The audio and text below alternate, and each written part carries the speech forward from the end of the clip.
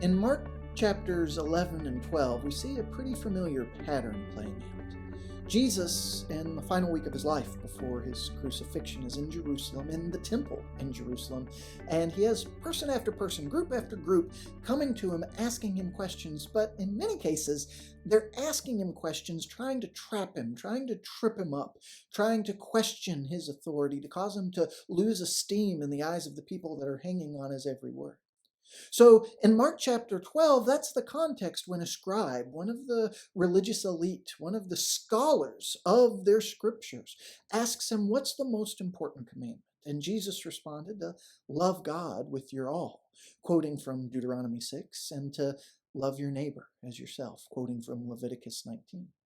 Now, if the pattern continued to bear out, what we usually see is after Jesus gives a masterful answer like that, and normally silences his questioner, causing them to depart, often angry, wanting to try so hard to find a way to knock this guy down and failing to.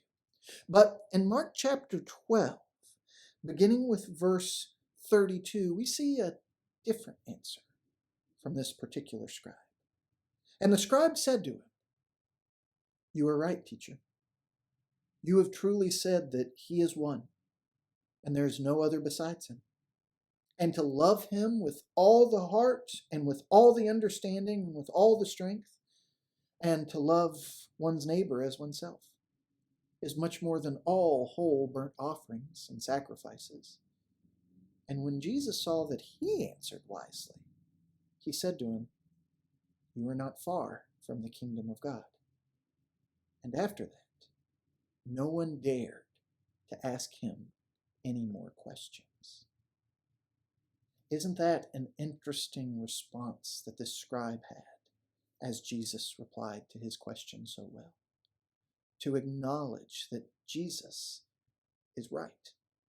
Whatever preconceived notions this man might have had about Jesus before he went to talk to him, whatever opinions he might have formed by the sorts of people that were opposing Jesus, people who he probably got along with, people who he respected, when he heard Jesus say what was true, he accepted it.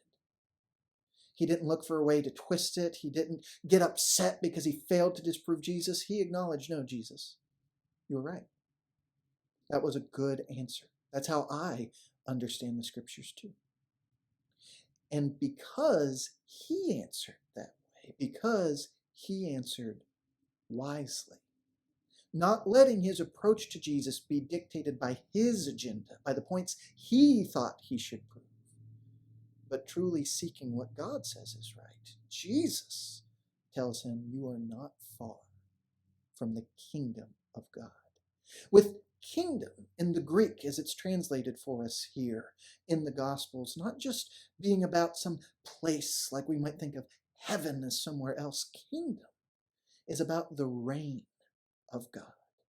Because this scribe, this man who knew the scriptures, this man who was well educated and trained in them, acknowledged that Jesus is right. Because he understood that what God teaches us in those scriptures, what God really wants, is for us to love him with all that we are and to love other people as we love ourselves. Jesus saw that he was not far from experiencing God's reign in his life. And the same can be true for us. When we hear Jesus speak, when we glimpse at those things that Jesus said and did, as we do in gospel accounts like Mark, when we acknowledge Jesus is right, that if Jesus said it, then that's going to be true. It might be difficult for us. It might be confusing for us. We might not completely understand it. But if we see what Jesus does, if we hear what Jesus says and conclude, he's right, he knows how to please God, then that moves us so that we're not far from God's kingdom. We're not far from experiencing his reign. So what do we need to get all the way there? If we acknowledge that Jesus is right, then we need to listen to him. We need to hear and obey what it is he says. We need to become his completely devoted followers.